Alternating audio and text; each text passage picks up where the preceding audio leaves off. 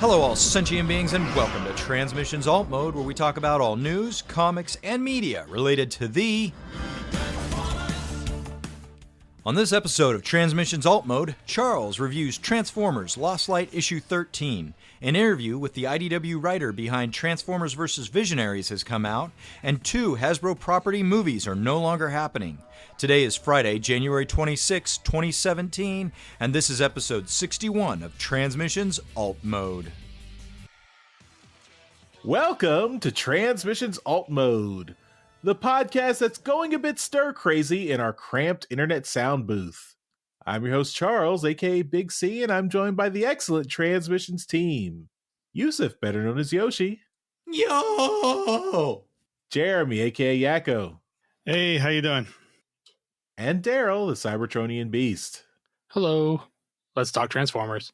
All right, and we've got a new donation just as we were recording, between our recording of Transmissions and Alt Mode, we got someone signing up for the Patreon. So thank you to our newest Donatreon, Joshua. Welcome aboard. Welcome, Joshua. Nice surprise. It's definitely not because of the huge contest we're working on. Awesome segue for me, Daryl, because I was just about to mention that Joshua is now eligible for our upcoming Patreon exclusive mega contest. Later in this year, we will be picking winners for a bunch of prizes, and those prizes include, but are not limited to, an MP36 Masterpiece Megatron and a CGC 9.8 graded and slabbed Till All Are One #1 that is the exclusive Transmissions comic. If I can find it. You just had it, Yoshi. Where did you put it? I know, it's the damnedest thing, Charles. Just walked out of here. You wouldn't believe it. And since we're recording, I can't chase after the thing. So the grading process includes infusing it with life, and it's now able to move on its own. How many other podcasts can put that claim up? Seriously, guys, you want in on this contest. All right, so that will be coming up later, around August or September of this year. We will be letting you know all the details in due time. But if you want, the important thing is that if you want to be entered in this contest, you need to join the Patreon. And if you're in the Patreon or donating monthly on PayPal, you will be automatically entered in this contest. So look forward to that. And thank you again, Joshua. All right, let's start off with some comics news. So this week, the website Women Write About Comics did an interview with the writer of the Transformers vs. Visionaries recently limited series. So Magdalene Visaggio, and we just reviewed Transformers vs. Visionaries #1 last week. So go back and listen to Alt Mode from last week if you want to hear our opinions on the comic. And this was a very interesting interview because it mentions where Magdalene Visaggio was coming from in terms of her interest in writing this comic. And it was really, her focus was really all about the Visionaries, since that was kind of a property that had not been touched in a long time. So she had the opportunity to really revamp that property and bring it, put her particular stamp on it. So she was really interested in doing this project. Of course, she also was interested in Transformers, but had a lot of catch up to do because she was not into the modern Transformers comics, and needed to really get up to speed on that. But I think the overall result was pretty good. I mean, we talked about the editorial mandate last week that killed off a major character in the first issue.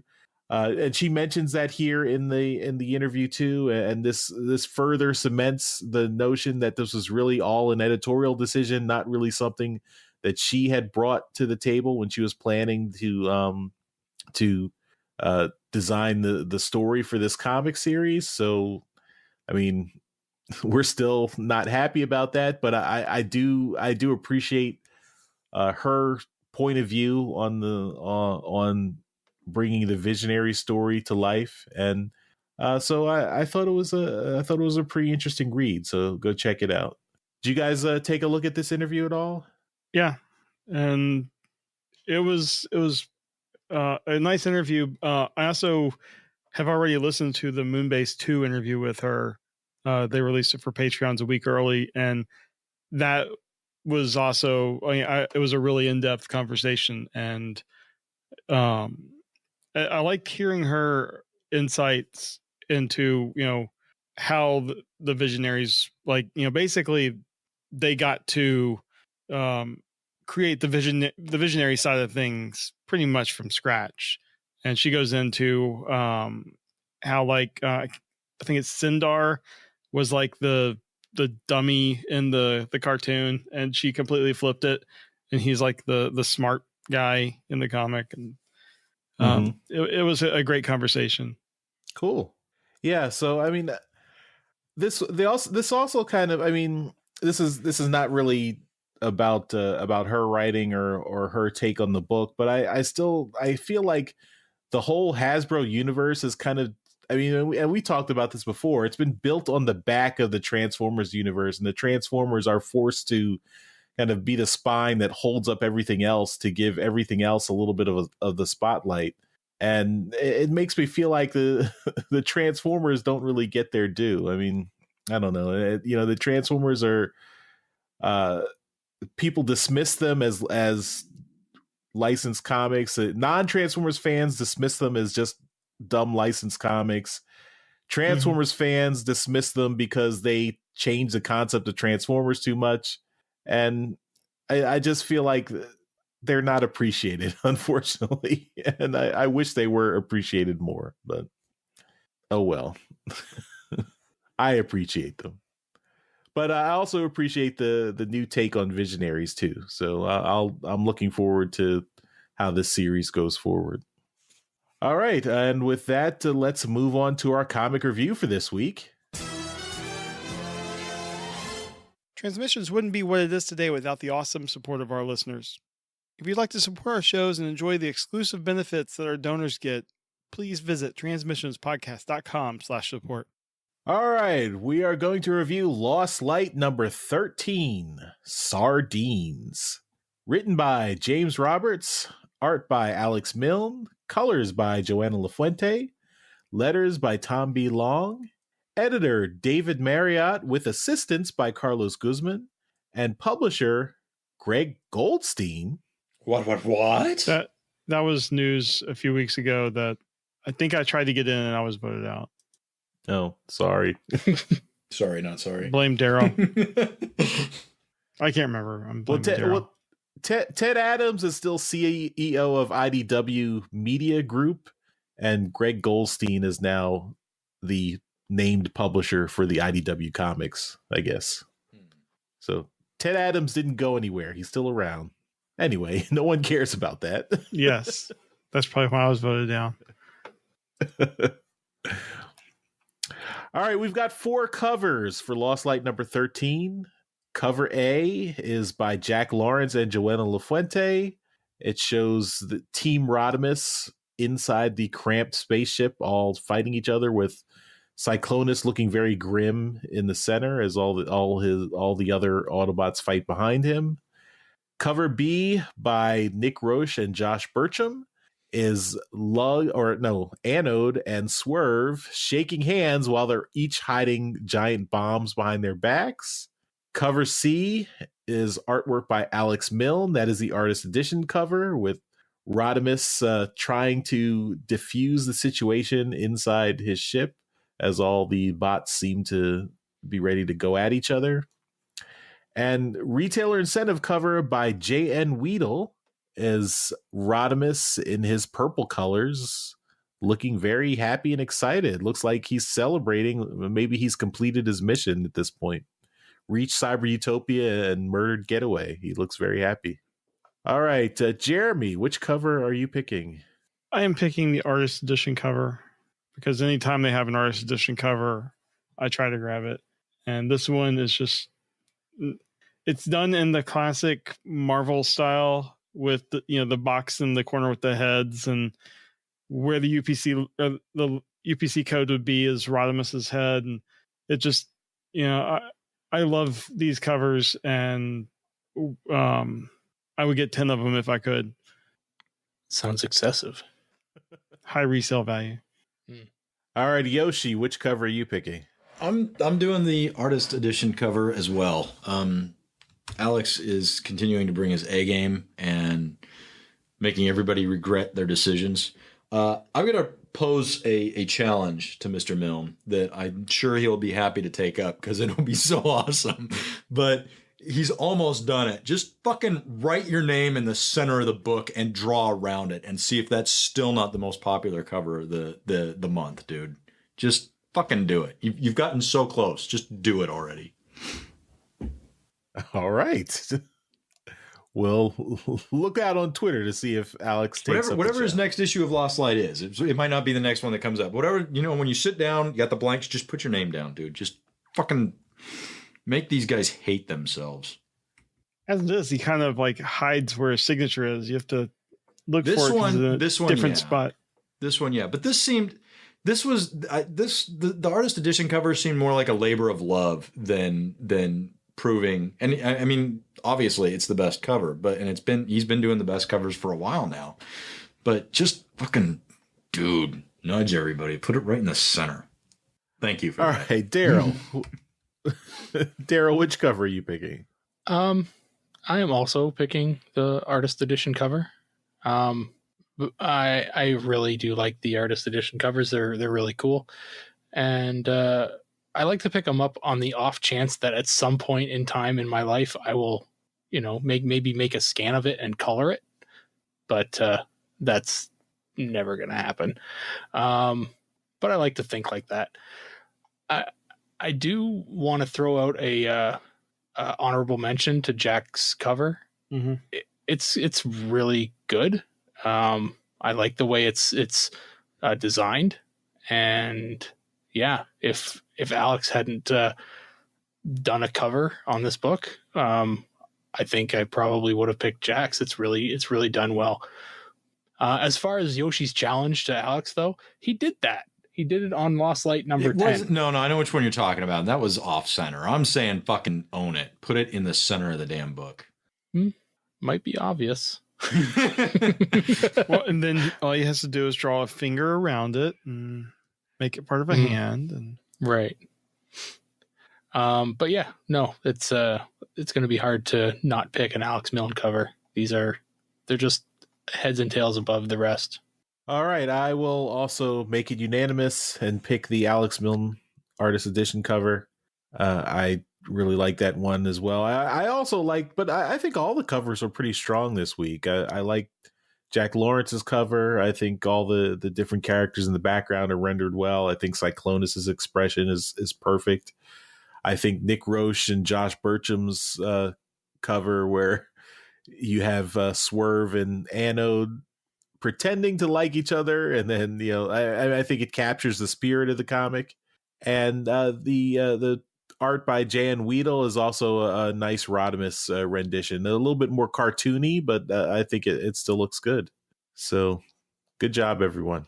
But I do think Alex's really takes the cake here. All right, let's get into the story. On Necroworld, explorer/adventurer Outrigger has his roboid partner Beak record their exploits, since they've accompanied Fortress Maximus on a rescue mission. Red Alert finally traced the SOS message Rodimus sent back in More Than Meets the Eye number 50, and Fort Max and the team from Luna 2 have come to get them back. But unfortunately, all they find on Necroworld are Decepticons who still don't understand that the war is over. This includes Fangry, Tailgate's would-be murderer. But that's okay, because these cons are no match for Fort Max and his team. The rogue Decepticons are all quickly dispatched with extreme prejudice. After the Decepticons are taken care of, the Autobots begin going through all the tech on the planet to ensure it doesn't fall into the hands of the Galactic Council or the Black Bloc Consortia. Red Alert finds the Necrobot's cloak, which has a pattern of the stars in space on it. But this is more than just artwork. It's apparently a window showing a live feed viewing into a sector of space. but some of the stars in the benzene cluster don't quite match up. Before Red Alert can ponder that further, Cerebros finds Autobot Dr. Kaput's workstation and discovers through his notes that Tailgate is trapped underground in an isolation chamber, as we saw in Lost Light number 7. Fort Max is worried about Tailgate's safety, but they can't see into the isolation chamber without opening it.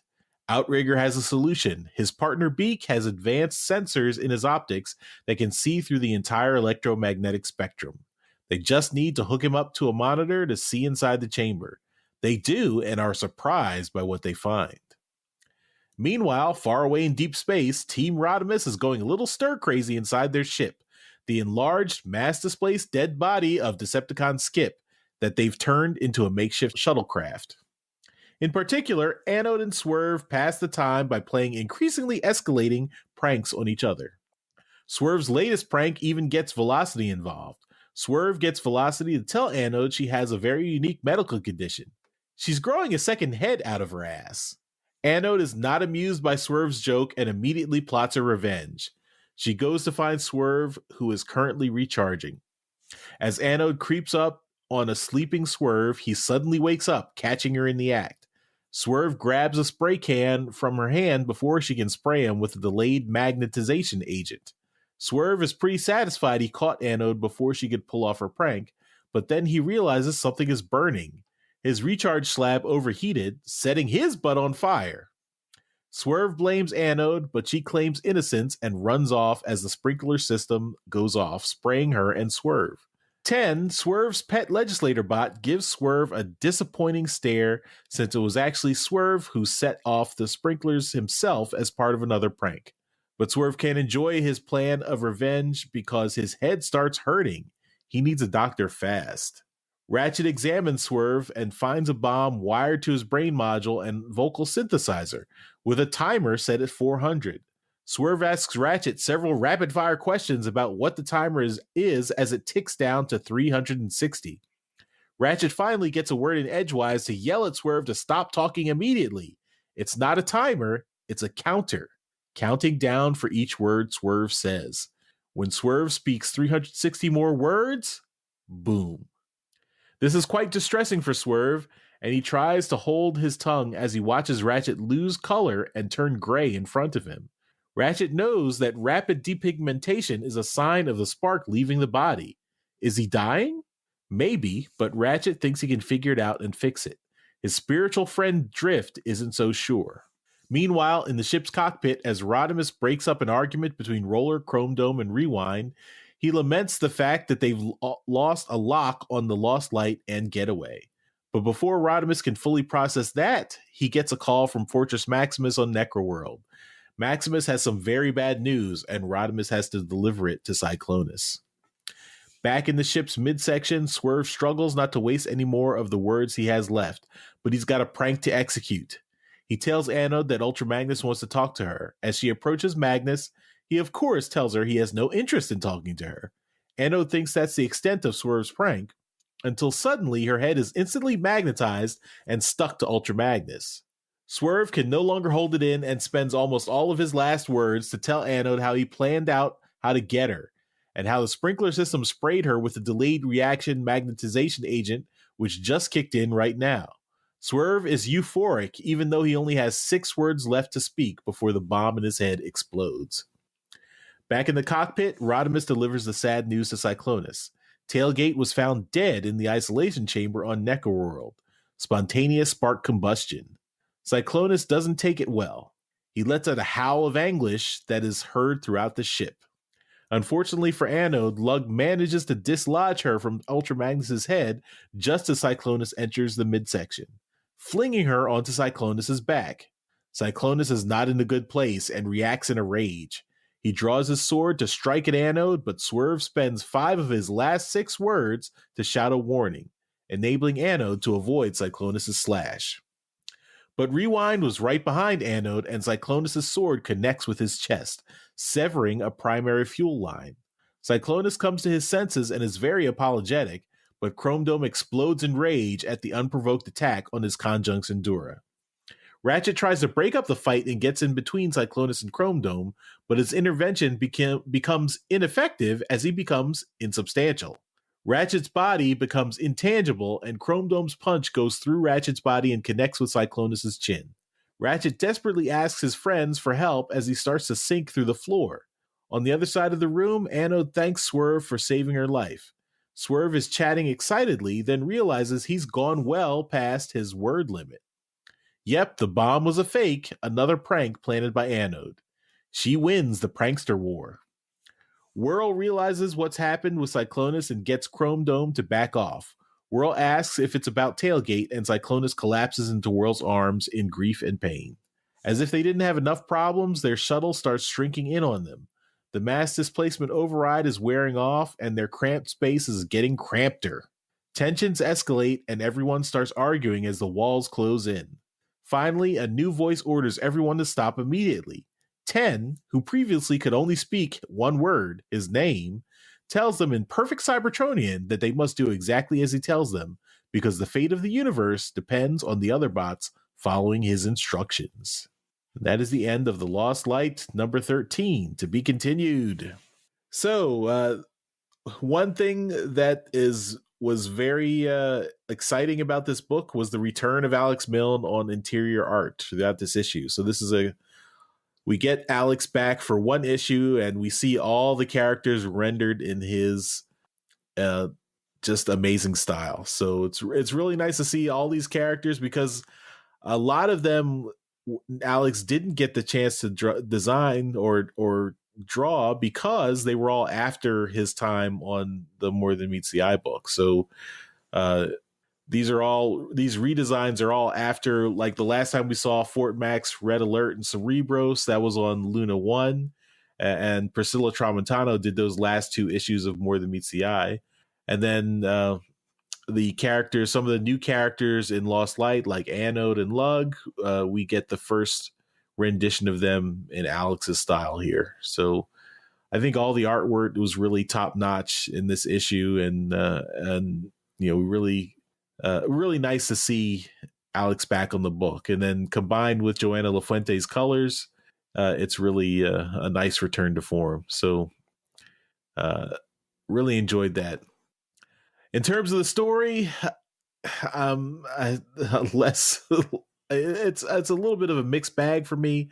I did like having a little bit of a split where we do have two separate plot threads, where we have Fort Max's team coming into Necro World. That was tidying up those little hanging plots there. The whole story within the ship with Rodimus's crew, it did feel a bit like filler. I mean, this is really doesn't accomplish a lot. We do get a few new mysteries that we're going to have to follow up on, but I think this is unfortunately, it feels like a middle part with no beginning and no end. So I appreciate that it's a one and done story, but a lot of the things need to have a follow up, and we're not going to get followed up on them for a little while, because the next few issues are going to be all about the scavengers. So that felt a little, just having the way the story ended, where you're just leaving that whole group of characters in peril. I would appreciate it more if I knew that it was going to be followed up next issue. But so that's my overall take. I have a couple more things, but before we get into that, Yoshi, what did you think? Well, I'm left wondering one thing. Is crampter a word? Thank you. I was about to ask. According to any dictionary I can find online, no. Well, it is now. Oh, you bitch. So many years of donator We want to really issues, thank and our Patreon supporters and donators. Fucking crampter. God. It's poetic license for my review. You don't get to have things work when it's convenient. No. What is wrong with you? God. Nothing's wrong with me. You have a double standard. And it's nice to have isolated it and had Jeremy get my back. So, the art is fantastic. Yeah, there's that. There's a lot going on here, and it seemed like in typical Roberts fashion, cramming in maybe too much into an issue. I'm not going to say maybe it is. It's too much crammed into the issue. And I'm left upset just as you are, as it seems like we're going to have to wait 2+ issues before we find out what the resolution here is.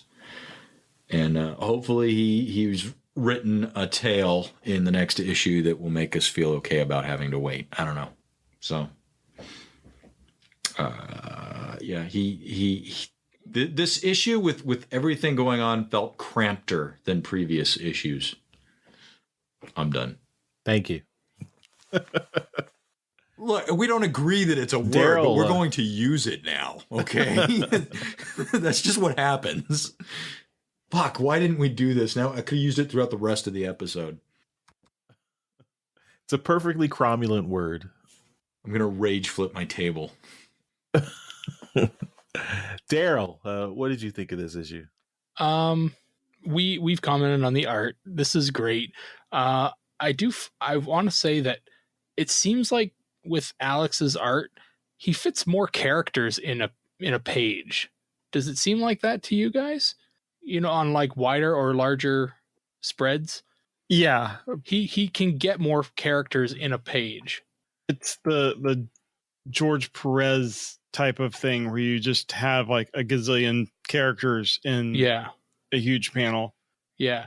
Because I mean, I'm looking at the one where Magnus and Anode are stuck together, and the one at the bottom left of the screen of the page. I mean, he's got Rung and somebody, probably Lug, behind Magnus, you know, in the corner of that panel.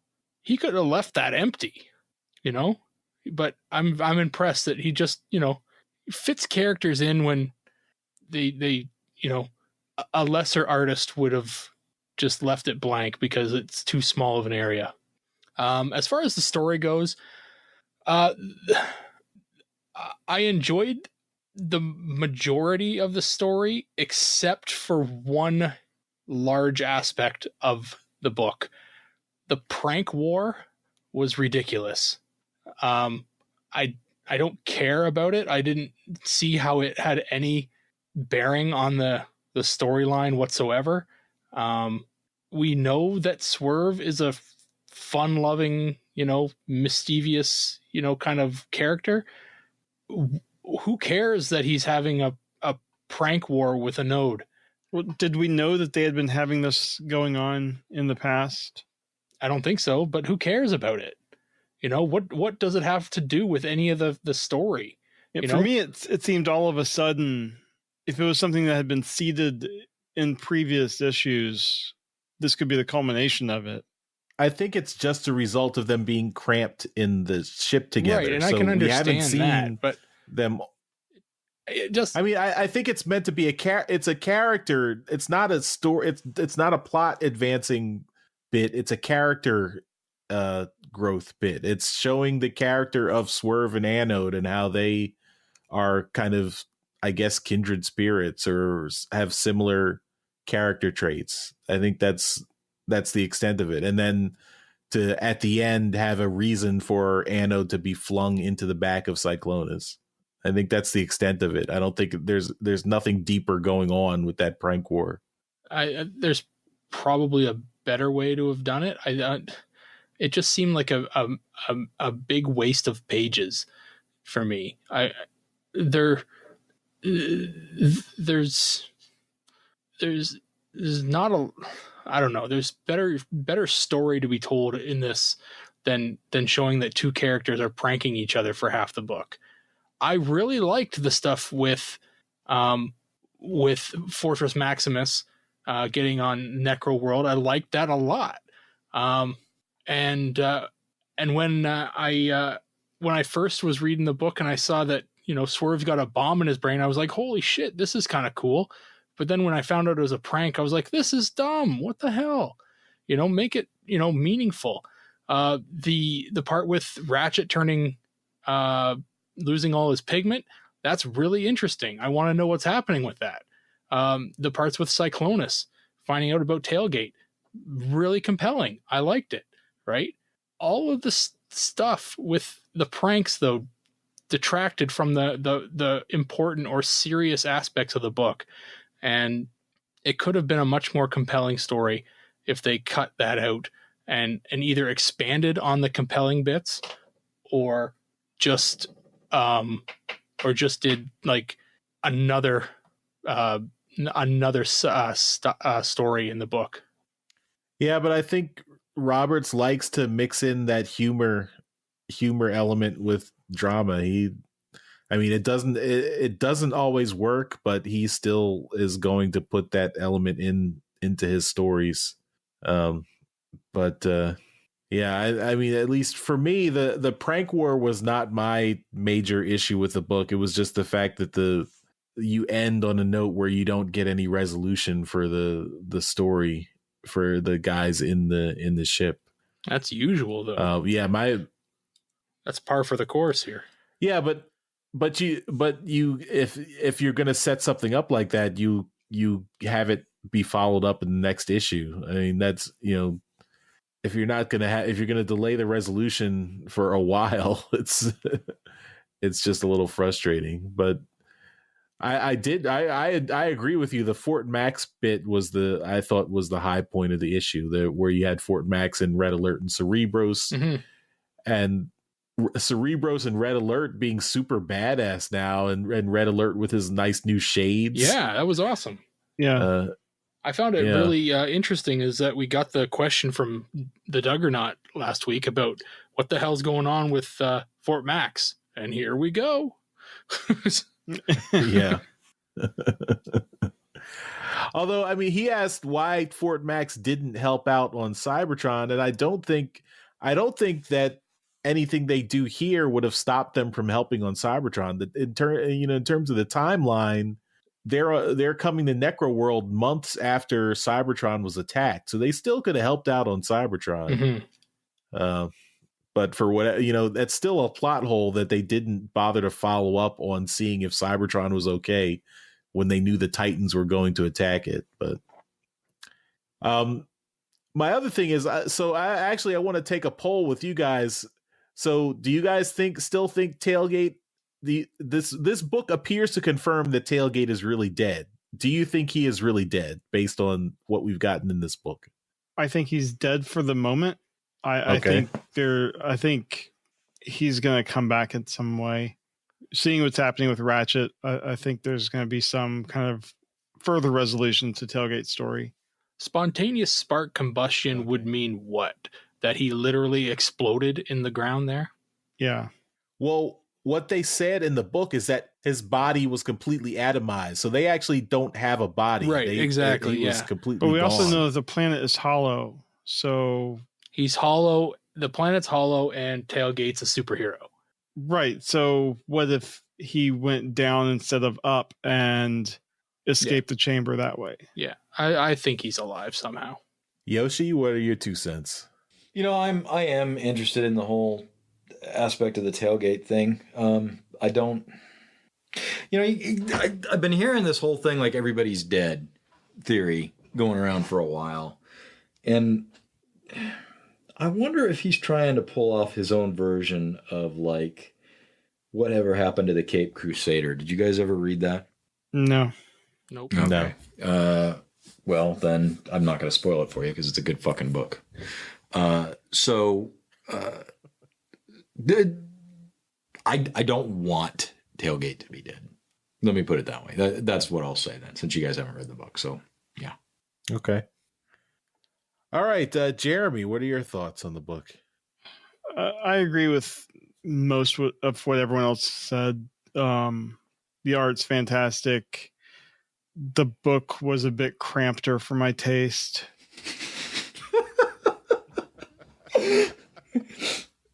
Thank you. Yeah, I mean, really, there was too much going on, and the prank war specifically. I mean, unless it actually has been seeded and none of us are remembering, it seems like it came from nowhere. That it's something that should have been set up in at least one other issue, so we could have this resolution. Like particularly the part where Lug mentions being repainted into Swerve's colors. When did that happen? So it's just either that or having like someone like Swerve complain about being cramped and that he's doing this just to kind of entertain himself. Other than that part, I did like the other storylines going on, and like particularly Ratchet's. Like he's like from the very beginning of More Than Meets the Eye, he was like, I'm the old, but like my hands aren't working, had to replace his hands and stuff. I'm wondering if this is tying in with that. And it's going to be interesting to see where this is going, but it's going to be a couple issues because we got the scavengers in the next issue, and I'm not sure what's in the one after that. So I wish that we could stick on this for a couple issues and then go to another storyline for a couple issues. All right. By the way, Jeremy, I do notice on the second page, or no, what is it? This is page 6 in the bottom left. Anode mentions that Swerve started it with the survey he did in Lost Light issue number 1. Okay. So I don't know if we've ever seen her reactions, like her getting him back, and I don't know. Yeah, none of that has been shown. But I mean, I guess we have seen Swerve doing stuff like this before, like the traditions and stuff. Yeah, I mean, I thought so. Like the one thing the way the issue ended with 10 somehow becoming much more intelligent than he's been shown to be, or much more talkative than he's been shown to be. I really want to follow up on that one because that seemed really interesting. But yeah, we're gonna have to wait a while for that. But yeah, I guess that'll do it for Lost Light number 13. And so we'll move on to some Transformers media news. All right. Well, the gift that keeps on giving, that is the Transformers The Last Night, is put out another piece of news this week, and that is that if you like movie scores, you can now get the entire movie score for The Last Night for free. And you can download it. I guess it's Paramount. Paramount. It's from their official website. Yeah. Well, they do these for your consideration things for like the Oscar nominees and stuff. Mm-hmm. So it's just up there, and then you can just like right click it and save as on each track. Cool. So there you go. If you actually buy the score, though, it's not the exact same like 1-to-1. This has a lot more, and these are the best part of any Transformers live action movie is the score. Yeah. So if you're interested, go ahead and go and grab that before they take it down. Up next, we have a new Blu-ray from Takara Tomy, Super Transformation, which is the G1 series, is getting a release, and it's coming out February 1st. And I thought the G1 series was Super Robot Lifeform. Yeah. What is this one then? Super Robot Lifeform. I don't know what this one is then. This is a special prize campaign that they're running. It's got 2 other series and then Transformers. Perfect. Next. Apparently 2 of the Hasbro properties that are intertwined with Transformers now, we're going to get movies, but likely aren't now. Which 2 board games were these? These were not board games. These were Mask and ROM. they were looking to make movies for. And The Mask actually kind of hurts, man. I would have liked to have seen that. Mask might have been fun. Rom could have been fun too if done properly. But yeah, so it's looking like they have kiboshed those ideas. This is an article up on allspark.com, and it's from the beginning of the month. Or no, sorry, it's from yesterday. And yeah, so Jonathan Goldstein wrote or said that those are probably not likely to see the light of day unless they're moving on separate from us. It's a funny thing. We spent 3 weeks in a room with a lot of talented writers. We broke 11 movies or so. And I don't know. It just kind of went into a vortex. There's been some leadership changes at Paramount, so it's hard to say. Nobody's contacted us about those. So, yeah. Anything that's not big name seems to be just getting forgotten about. And even though we on this show are not super happy with the way Transformers movies have gone, they are big name when it comes to the grand scheme of things. So if they're going to put money into anything, it's likely going to be another Transformers movie after Bumblebee, of course. So is anybody here upset about the loss of Mask or Rom? Yoshi, you kind of, mentioned something about Mask. Well, Mask would fit the mold that they're trying to put the Transformers movies in, which is, those stories that are human-centered. Like, this is the perfect vehicle for that kind of thinking. Like, Transformers isn't. So that, and just, being a Mask fan when I was a kid, it would have been nice to see. Just that kind of thinking towards a Mask film would have worked. I don't care about Rom. Yeah. So that was a good choice. I think Hasbro maybe it was Paramount. I don't know where the idea came from, but I think people just thought all you need to be successful is if you have a cinematic universe with connected movies, and it doesn't matter what they are. I mean, everyone tries to replicate Marvel's success with the Marvel Cinematic Universe, forgetting that the reason the Marvel Cinematic Universe was successful is because they drew on the long history of the comic books, and the comic books had a shared universe for 50 years and lots of, great ideas to pluck from. And that's why the Marvel Cinematic Universe, and they planned it out ahead of time. They put a lot of effort into planning it and making sure that they could execute those sets of movies. I mean, yeah, they didn't go into Iron Man 1 planning or counting on anything else past that. Yeah. Yeah, they put effort into making each individual movie good rather than trying to just say, oh, as long as it's a cinematic universe, it'll, things will work out. A lot of people, of course, people forget that before the Avengers, everyone thought the cinematic universe was a dumb idea. Everyone thought it wouldn't work. And until now we're, 10 years later, everyone's like, of course, a cinematic universe is going to make you money. Well, not in every situation.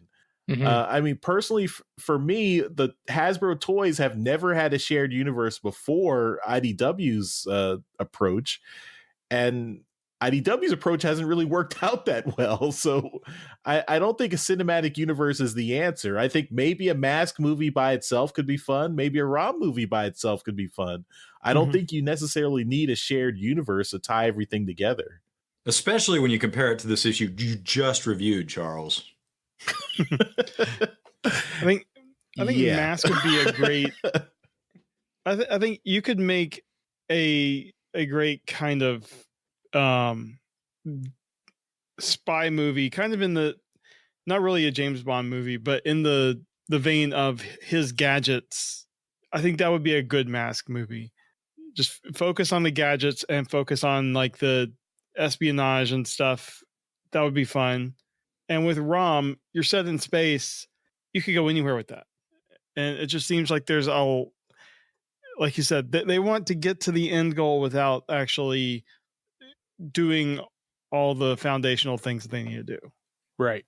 Yeah. And with the comparison with Marvel and their cinematic universe, they were able to build the foundation on recognizable characters. So the Hasbro or cinematic universe has less recognizable characters, and I'm reducing Transformers down to single character being Transformers in and of itself, reducing G.I. Joe down to literally just G.I. Joe. If you were to do, I consider, or I remember the article or the show that I watched where they said we literally made Guardians of the Galaxy on a lark, on the fact that we had the opportunity to make a movie that if it flopped, it meant nothing. It was barely tied into anything, and if it went well, it was a bonus. If it didn't, who cared? Where ROM would be the Guardians of the Galaxy movie for the Hasbro Cinematic Universe. Well, not enough people know about ROM, or whereas, at the time, Guardians of the Galaxy was known, right? Everyone knows about Guardians of the Galaxy now. I knew nothing about Guardians going into it. Neither did I. So, and I'm a Marvel guy. But, that's the whole point, right? The cinematic universe for Marvel was built on the backs of Thor, Iron Man, Captain America, then the Avengers, right? It got past the first Avengers movie before they decided they're going to do Guardians of the Galaxy. Then people accepted that, there's, you can do superhero movies. So they're like, well, let's try a superhero movie in space. Exactly. And it worked. If they were to do a ROM movie right now, it would be horrendous. It would flop because nobody knows who ROM is. Right, we do because we're in we're in the comics. But if it was a standalone movie, I think it would be okay. Trying to fit it into the existing Transformers stuff would flop. I think even as a standalone, it would flop because I think we're getting a movie based on the game Rampage, Daryl. It's true. I mean, the other thing is, they focused, the cinematic universe was a goal that they had in mind, but before that, they focused on making each movie a good movie by itself. Like, Thor is not the most recognizable superhero. Yes, he's recognizable. He's the Scandinavian god, so that's you've got the the mythological background. He's got name recognition, and you got the name recognition, but the comics were not that. I mean, at least in the larger, the larger pop culture landscape, the Thor comics were not on the level. Like all the Marvel properties were not on the level that, say, like Superman, Batman, Wonder Woman. Those guys have much more higher name recognition than Iron Man, Captain America, Thor, Hawkeye, Black Widow. But what they did was, they made, for each movie, they focused on telling a great story in that movie, establishing those characters, throwing in a little tiny hint to the larger world, and then tying it in all together with the Avengers and building on those individual movies. And yeah, I mean, with the Hasbro properties, I mean, you could be successful if you find just the right story for ROM and just the right story for Mask that really makes those movies popular and engaging. But given that they never were really tied in together before, how would you tie them together? I mean, and yeah, that's a huge risky project. The Marvel Cinematic Universe was already a risk with really well established characters. I mean, yeah, I think it's definitely, it needs to, you need to think a little bit more carefully, or really focus on establishing those core properties and trying to make those good movies before you think about trying to tie them all together. Well, that's all that I had for media news, but I appreciate the discussion. It was good. All right. Well, let's go on to some convention news. Right. We have in convention news, news that Jack Lawrence is attending TF Nation in August. He's the artist on Lost Light, and he's going to be joining James Roberts there. And he's also didn't realize he does work on Teenage Mutant Ninja Turtles. So that is, I'm sure that's going to be fun. They're probably going to have a Lost Light panel with both of them, and I believe he's based in the UK too, so he's probably familiar to many of the people there. Oh, and Third Sergio in our chat says he's also opened up his commission slots. So check his Twitter account, and I'm sure you can get the information there on how to get a commission from him.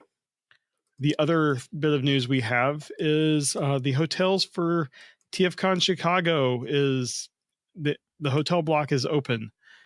The cost for the group rate is $135 for a room with a single king bed, or $155 for 2 queen beds.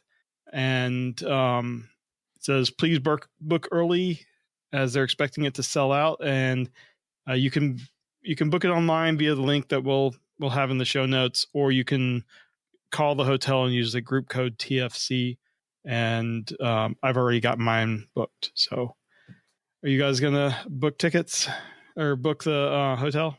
Probably a good idea, just in case, since it doesn't cost anything. Yeah, you can always just back out beforehand. We're getting a suite again, right? Because that was sweet. I couldn't find anything.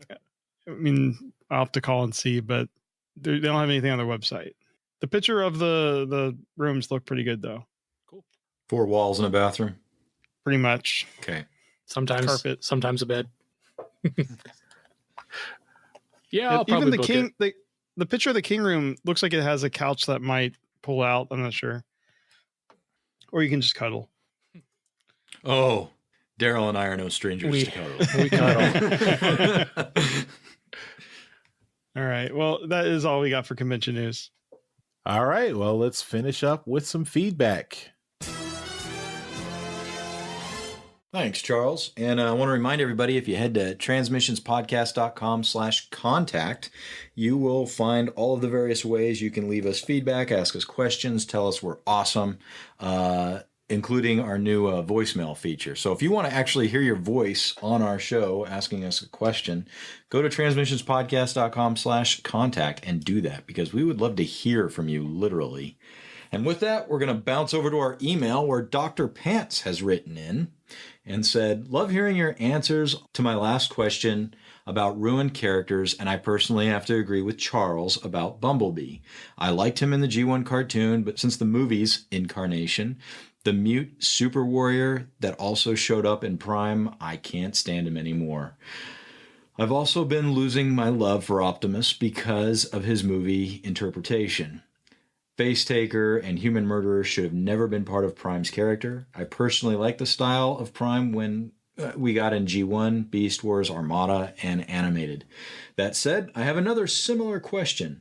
On the flip side, is there any character that you weren't a fan of initially that you started to love because of a specific iteration, whether it be from one of the cartoons, movies, or comics?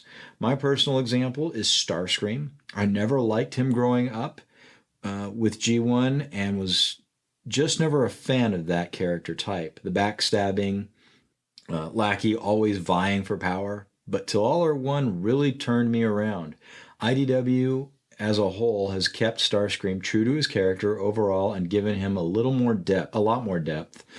So much so that I really like him and can't wait to see more of him in the comics. Anyway, thanks for taking the time to read my question. I look forward to your answers. Let's go to Charles. Which character you weren't a fan of initially, you've now fallen in love with romantically? Well, actually, I mean, this is a bit cheating, but I would have to say like half the cast of the More Than Meets the Eye comic. James Roberts took like so many C and D-lister nobodies from the latter days of G1 and turned them into interesting characters. I mean, if you look at More Than Meets the Eye, you've got Swerve, Tailgate, Skids, Getaway, Chrome Dome, Rewind. All these characters had, they had a little bit in the G1 cartoon. I mean, Rewind was in the 3rd season. Chrome Dome was a headmaster in the 4th season. But they really didn't have big characters. Brainstorm is another one there. all those characters, and then and turning Getaway into this super villain that where he was really just a background character in G1. I think those are all really, really cool characters that came out of very limited archetypes from their original incarnations. Gotcha. Jeremy. I'm having a hard time finding someone that I just absolutely despised and have been turned around on. Like, more because I don't know, it's hard for me to think of a character I just didn't like. I would say maybe Prowl. Just, not that I didn't like him, I was just kind of meh on him. He was just there and didn't really have much of a personality. So the development that we've had over the course of all the IDW stuff, now he's the character you love to hate. Mm-hmm. And that's probably it. Gotcha. Daryl. Okay, well, similarly to the last question from Dr. Pants, and I did notice that he didn't give it as an option here for me, but I'm taking it anyway, is my choices always seem to come from the toy side, because when I was younger and such, I didn't really read the comics until I was a teenager, and I did watch the cartoons and whatnot, but I liked everybody. I hated Ratchet and Ironhide because their toys were just horrible. Their toys haven't changed. The G1 toys are terrible, but we've gotten better versions of the toys now, and I'm fine with them. I like the characterization that each one has been given in the new books. That's always good, and they're definitely they generally stick with close to what they were in G1 as far as their cartoon to their new comic book characterization. Ratchet's a lot more close to what he was, but Ironhide's changed quite a bit. But I would have to say my real, like, if I were to pick one, it would probably be and I guess if Charles can cheat, I can cheat. I never knew Overlord when I was younger, so I would probably pick Overlord because I just love that character now. He's awesome. He's just a murder bot. Cool. And I guess if I have to pick one, I would say, and this is pulling mostly from the comics, but I would say that I was never a big Megatron fan, and watching Megatron develop over G1 and the last thing I've read, the introduction to G2 and G.I. Joe, I just found him getting more three-dimensional and enjoying him and the way he thinks. So mine would be Megatron. I started out really hating him and not giving a crap. So that was a really, really, really, looking for your name, really good question. Dr. Pants, thank you very much. Dr. Pants. Dr. Pants, thank you very much. I'm going to turn to Dual Mirror Gridwork for one last question tonight. And he writes in saying, since we're getting a Unicron comic for Free Comic Book Day, do you feel there is likely a chance a toy, if not too far off, that will be based on what IDW has shown so far? Hasbro did have to approve it after all. What do you think, Daryl? Are we getting some new Unicron? It's tough. Unicron is always going to be a very large figure. So, and Hasbro's not opposed to doing big figures, but generally their big figures now are Titan class. And I mean, if they did a Titan class Unicron, it'd be insane. But I don't know. I can't see it, but I wouldn't be surprised. They have that mold from Armada Unicron, which they do like to redo and reuse. But I don't know. The new design does seem to be a little different. So I don't know. Unicron's a difficult one to do. Jeremy? If we did, it would be a year or two out. And like, I agree with Daryl. it's a long shot if we do get it. It's not something I would count on. I would say that we're going to get third-party Unicrons. At least one, probably two. I agree with that. Charles? It is a bit of a long shot, but I would say that given that their last toy line is the power of the primes, maybe they are already leading up to a Unicron in their, their toy fiction, and they already told IDW to tie it into the comics. Maybe that's why they're putting Unicron in the comics this year, and next year they'll announce a Titan class Unicron figure to tie in to and wrap up their Power of the Primes line. I mean, that's a possibility. So I would say I'm not saying that's top of the list, that it's very likely, but it's within the realm of possibility. Yeah. But I think Jeremy's right for sure. We're going to see a third party. I think. I don't know. Mm-hmm. All right. Well, and they did just release the Armada Unicron figure again for the movie, the 86 movie anniversary in 2016, didn't they? Or was it the beginning of 2017? No, they did. They re-released Primus. But they re-released Unicron too. It was specifically for the movie, the anniversary movie line. Oh yeah, that's right. I never saw one, but I did see the Primus in the stores with all the G2 colors. Yeah, that was for the last night though, wasn't it? Yeah, so I don't know. All right. Well, we'll see. Yeah. Those are our thoughts. Dual Mirrored Grey Work. Thanks for your question. And Charles, that's going to be it for feedback this week. All right. And that takes us to the end of the show. Thanks everyone for listening, and we will see you next time. Bye, everybody. Bye. Later.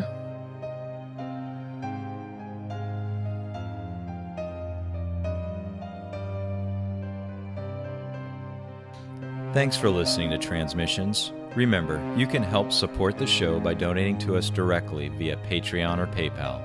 Once you become a donor, you will receive access to donor-only goodies, like donor-only contests, listening to us record Transmissions live, and getting Transmissions swag at 20% off. You can find links for this at transmissionspodcast.com/support. Subscribing to us on Stitcher, iTunes, and Google Play is also a great way to support us here at Transmissions.